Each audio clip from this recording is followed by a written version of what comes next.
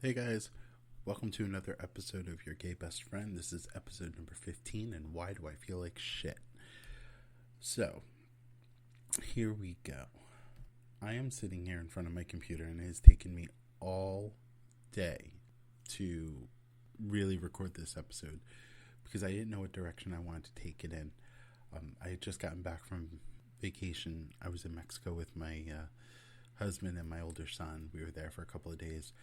And I came back, and within 24 hours, or actually more like 12 hours of being back, I started feeling like that feeling in your chest you get when, I don't know, pneumonia starts coming in, that warmth, and started coughing. So I started feeling like crap, basically. And whenever I get sick, I try to go back in my head and try to figure out why. How did this happen? On a cruise, they do nothing but like douse you in sanitizer all the time to avoid this. However, I also kind of go back to a time when, let me tell you a story. Several years ago, I'd say about 10, 12 years ago, there was a boy named Dwayne, and he lived in New Jersey, and his life was very different than his life today. This was before kids. This was before meeting his current husband. This was a time when he had gotten his heart trampled on by an ex who had totally taken advantage of him and basically screwed him over really, really bad financially and mentally. And it was not a good time. And when everything came to light, that's when a whole new reincarnation of Dwayne came out. I had started going to chakra meditations. I had become a Reiki level 3 practitioner. I was very zen, very into the healing aspect of everything. I would shop at Trader Joe's and Whole Foods, and I was all about myself, which is not a bad thing. Then other aspects of life came. Met my husband, and I was working a lot, and I dedicated a lot of time with him and less on myself. Not because of him, but because of me. It was my decision. And then a couple of years into our relationship, I decided I wanted to have kids. And to have children, I went the route of adoption. So I adopted 2 kids within a year. Those kids were originally foster children, and it was a foster to adopt situation. Now, if you're familiar with the foster care system, they are there because there are problems. They need a lot of love and support. And I took these 2 children into my home at the ages of, they were 10 and 12, and focused all of my energy on them. So there went the meditation classes. There went helping and healing myself. There went yoga that I did 2 or 3 times a week. And I started focusing all of my energy on making sure that they had the best lives possible. And fast forward a few years of doing this, I then married my now husband. But throughout this whole process, what I didn't realize was happening was I was losing myself again. And it's been like this for like the last 10 years or so. And now that I'm actually physically feeling ill, it reminds me of what my Reiki mentor, her name is Gina, used to say to me all the time. If you start losing yourself internally, if you have blocked chakras, that starts to manifest into physical problems. That's when you have a sore throat because your throat chakra has been blocked so severely that it needs the attention and love, self-care, to heal itself. Well, today I've been kind of dancing back and forth with this, and what I have found, or what I have had the same aha moment for myself, was I have completely negated myself in all of this. My life at home is making sure my kids are taken care of and Same thing with my husband. And my only self-care, I guess, has shifted from going to Whole Foods and yoga and meditation and chakra realignments to McDonald's, Wendy's, Popeyes, Taco Bell. You get the picture. And shopping. And I do a lot of shopping. That basically had masked and took over my internal well-being, so to speak. And moving forward, I need to stop that. We are going into a new decade. It's not even just a new year, guys. This is a new decade. A lot of people I've seen on YouTube, and they've been talking about, what are you doing for yourself in the new decade that we're going into? And I'm sitting here thinking, well, every year, the top three New Year's resolutions are usually like to lose weight, to stop a bad habit, to start a new good habit, get better sleep, like those type of things. And I tell myself this like 3 times a week. I'm going to start getting at least 8 hours of sleep a night. I am going to start meditating every day again, even if it's just for 10 minutes a day. I am going to eat healthier, and I haven't. And I think it reminds me every time I get sick like this that I'm really not doing what I need to do for myself.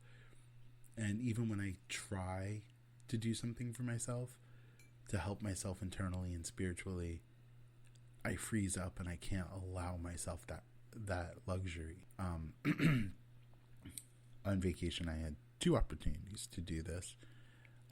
One was an actual really cool one. It was a Mayan healing ritual, and it was a 7-step process, and it took about up to an hour and a half to 2 hours to do. And I pre-booked it and prepaid it, and I was ready to go. And I got there, and I looked at it, and that fear took over, and that fear basically screamed, don't do this. What if it doesn't work? Same thing with the podcast. Don't do this. No one's going to listen. And you guys proved me wrong. You guys are listening, and I think that's amazing. And I want that love to continue, which means I have to continue giving you guys content. And I'm trying. I'm trying to make sure you guys are entertained and getting something of value from here. And hopefully you could take this with you. That when you really need to do something for yourself, that you do it. Now I kind of want to get a bunch of my gay best friends together to really concentrate on making our lives better internally so we could see that externally. You know, when I was 18 years old, I moved out of my parents' house, and I moved in with a guy I was seeing. I'm not going to sugarcoat this. I was in a rather toxic relationship with my parents and my sister, and you know, we still don't have a good relationship to this day. But when I had moved out on my own, living with this one gentleman that I was seeing, he was my way out. And within, I want to say 6 months, the first 6 months of being out of that toxic environment, being on my own, not having to answer to anyone, working and doing for me, and not being bombarded by the static of negativity that I had surrounding me every single day, and the fear of not knowing what was going to happen next, I wound up, without even trying, losing a good 50-60 pounds. My friends would come up to me and go, "Are you okay? Are you sick? You tell me if you were sick, right?" And I can only assume it. Looking back at this day, it was shortly after I came out of the closet, that they thought I was sick with HIV, or because this was back in 1995, and I was doing a lot of AIDS activism throughout my high school years, and shortly after, I was really focused on that. And I would look at them and I'd be like, no, I'm not sick. I promise if I was, I'd tell you, but I'm not, and I'm not sick today either. But it just so happened that I had shed so much negativity in my life that, or my internal being was healing itself. My chakras were full for the first time, I think, in my life at that point. to the point where it started affecting me physically on the outside in a very positive way. And that's where how I shed the negativity and I shed the weight. My skin cleared up. I just looked and felt better. And I didn't put two and two together until after the fact. Then I went into a toxic relationship, and that toxic relationship made me stop thinking about me, got me to the point of worrying about other people, always having that fear in my head. What if this happens, and what's going on? And you know, when somebody, all right, I was told this, when the hairs on the back of your neck stand up, they stand up for a reason. Run. There is something wrong. And I remember when I was watching an episode of Oprah, when she had her television show, there was something she had said that really stuck with me the rest of my life. She had said, human beings are the only mammals that when they sense something wrong, we have to justify it. We get curious. We go to it to check it out. Every other mammal out there, they sense something wrong, they run. And I believe that. You know, we justify people's negative behaviors. We justify our own negativity and how we feel. Could you imagine what life would be like if you were any other mammal in the world? Do you think squirrels are going through remorse, anxiety? No, they're living their squirrel lives. It is not until animals are actually put in their captivity, or put in captivity, like dogs and cats and whatnot, where they start feeling the anxiety pressed on them by humans that make them sick, that make them gain weight and become unhealthy. So, digressing a little bit. So what I'm looking to do moving forward into the new decade, we are now just under 2.5 weeks, I want to say, until Christmas. And then another week after that will be the new decade, January 1st, 2020. That we are going to be in that place where everybody is going to be going to the gym that first month. You know, bombarding the health food stores. And I don't know how extreme you want to take this, or I want to take this. I think if you take on too much at one time, you're really setting yourself up for failure. If I set my life up in a way that I'm going to start tonight, I'm going to go to bed by this time and wake up at this time. I'm going to wake up early enough to meditate every day. Then I'm going to have a nice, healthy, organic breakfast or a green juice every day for breakfast. And then I'm going to, you know, do some form of physical exercise throughout the day. And I'm going to stop drinking soda. And I'm only going to drink water. And like, that's so much that it could have a counter effect on you, where the stress already started before you've even begun, and then you find yourself paralyzed. Like, crap, I can't have 8 hours of sleep tonight. So there went that. Or I woke up too late, I can't meditate, my day is fucked now. No.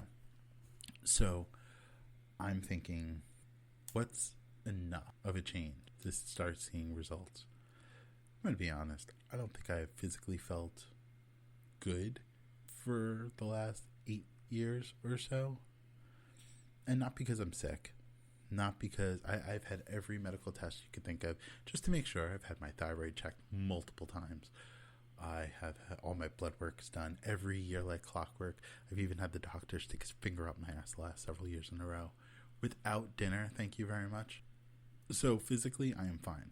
Like, there's nothing wrong with me. I've had ultrasounds and x-rays, and I've had everything you could think of every year at my physical to make sure I am fine.